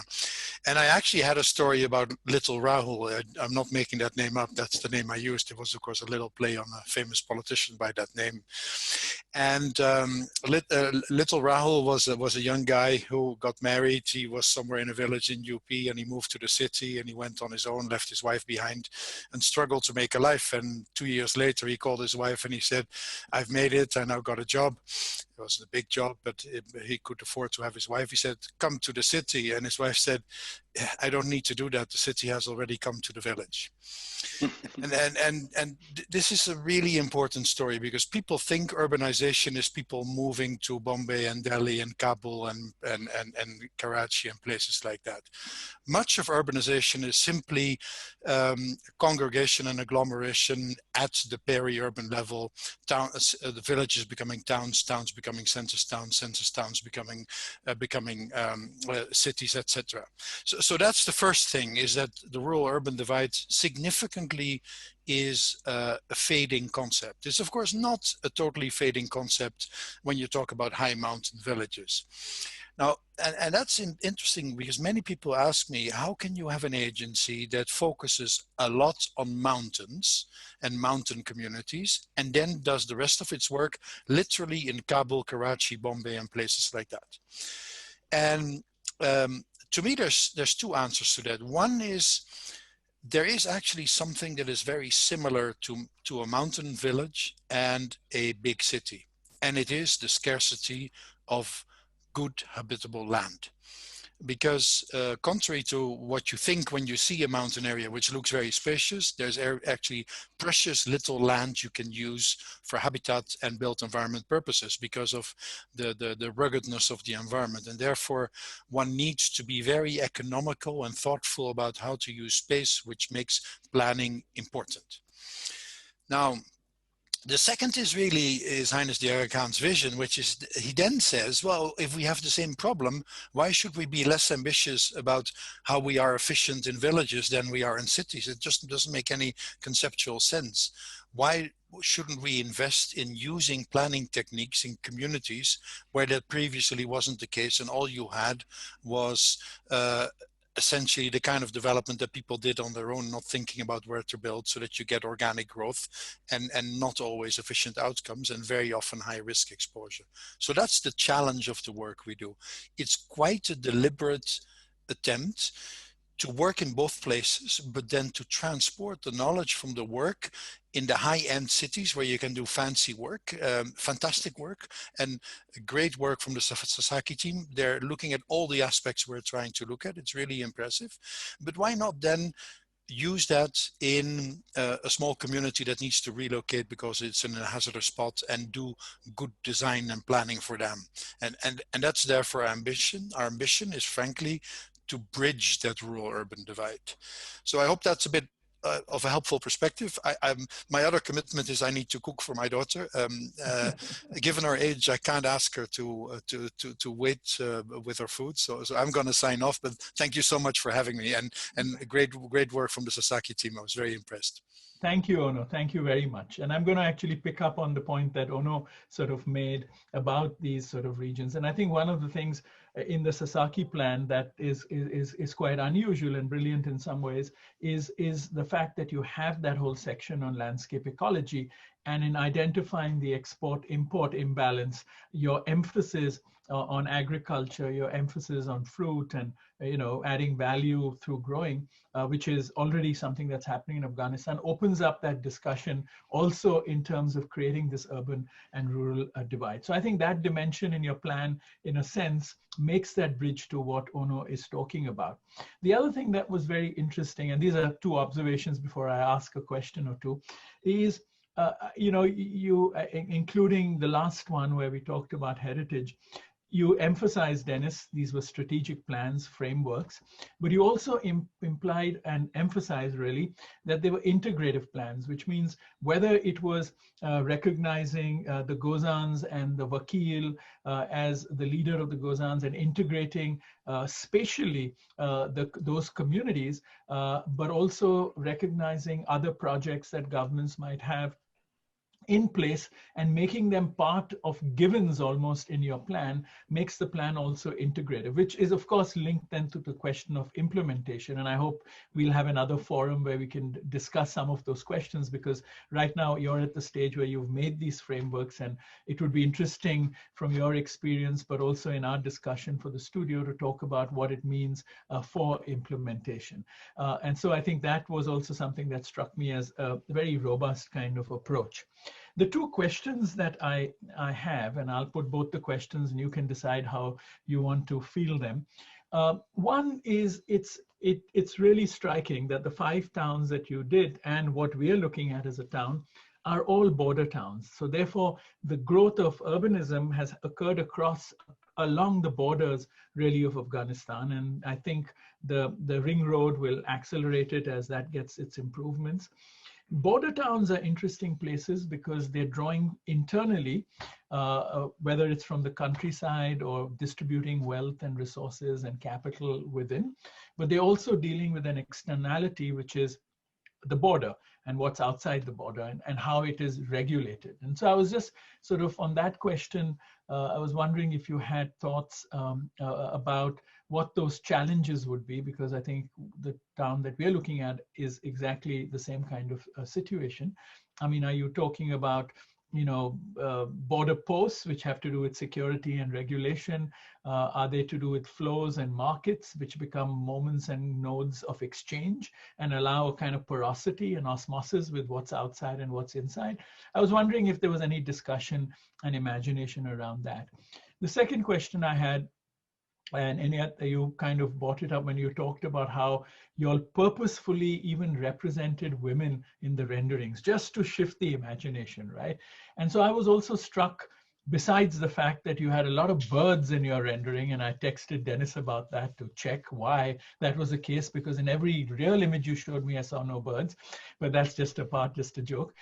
But I think, like the way you rendered women to change that imagination, I also noticed that you rendered a lot of informal economy, perhaps to also change that imagination. And in 1 or 2 slides, I noticed a pop-up market in the background. So the renderings of, for the women, you explained to us how you were going to integrate them in society. But I didn't hear about the marketplaces, the informal transactions that appeared in the images. Were they purposefully built into the design strategy too? So those are the 2 questions I had. Yeah, I think, you know, I'll let Alykhan and maybe Thomas talk about the border issue.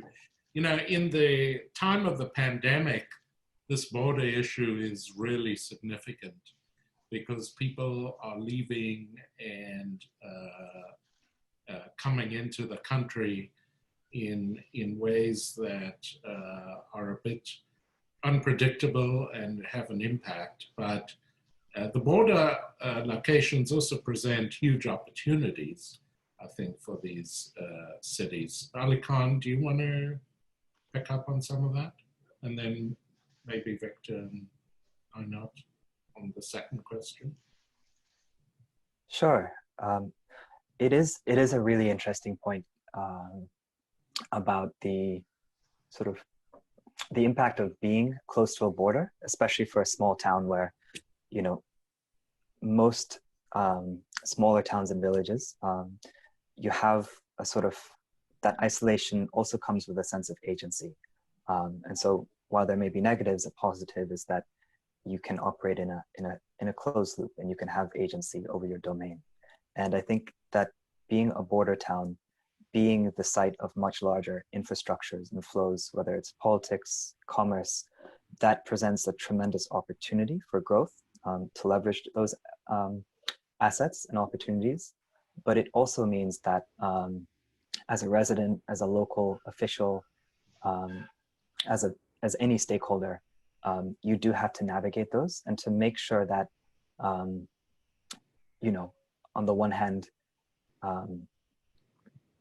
you can keep your distance or access it. And I think some of our work on both of these projects, as well as on I think some ongoing communications we've had, that sort of institutional disconnect is not just in Afghanistan, but all over the world, an issue. And so I would encourage the students, but anyone who's working in this kind of context, to really think about how both physically and spatially and institutionally, how do the sort of small villages and towns interact with these large infrastructures? Are they isolated? Are there negative externalities? Are there impacts? And also, what are the common, the sort of common things that both of them need, that you can sort of build constituencies around, right? So whether it's a border crossing post or a small village, resilience and risk is very important, right? And so that is a point of commonality. So finding places where, whatever scale you are, whatever your reason for being in this location is, there is a common goal to build around, and then pooling resources. So I'll turn it over to Thomas now. Maybe an additional thought for the studio to think about is like when we think of the system again, sort of going back to the idea of the system, is then, you know, it's like 80% of the workforce today is in agriculture, and that might shift in the long-term future, but the near-term reality is still that agricultural livelihoods are sort of front and center. And so the question then goes back to the idea of value chains and this issue of Afghanistan importing much more, even from their basic dietary products like flour and so on, to this question of what can be done in terms of agro-processing, whether this is, you know, like a primary processing where it's about dehusking, where it's about the notion of producing products that can be bought within the country with sort of the currency and the financial strengths that they have, and then B, sort of what kinds of processing could you do to then strengthen international markets? When you look much more broadly into what is being produced around, Afghanistan does not have the capacity like, you know, water-rich Pakistan, or what's some of the things that are happening in Iran and other places. But then how could you position Afghanistan in a way, in a specific value chain that starts to leverage some of the things that do really grow well? For example, we have in Herat, I think, we have saffron, one of the things that are really thriving, and it provides a market for women to enter the labor force. It is also an opportunity to then really shift the story from, let's say, producing opium. We haven't talked about opium, and it's something that is sort of this rabbit hole that you might be entering into, but it's also a means to an end to say, like, look, if you're providing alternative agricultural products that can be processed in a way that, you know, like is good for national product, but also for the exports, then the system, again, from the town to sort of your outpost, or to your border town, where perhaps not only some of the processing happens, but the sort of this chain, this system can really start to catalyze the agricultural economy and lift up the majority of our agricultural labor force is an important step, I think. Thank you. No, that, and therefore, but I think the implication of that would be then how more mindfully one makes the spaces for that to happen, correct? And I think that's part of what there were indications. And I mean, I know we can have a whole discussion about this in detail.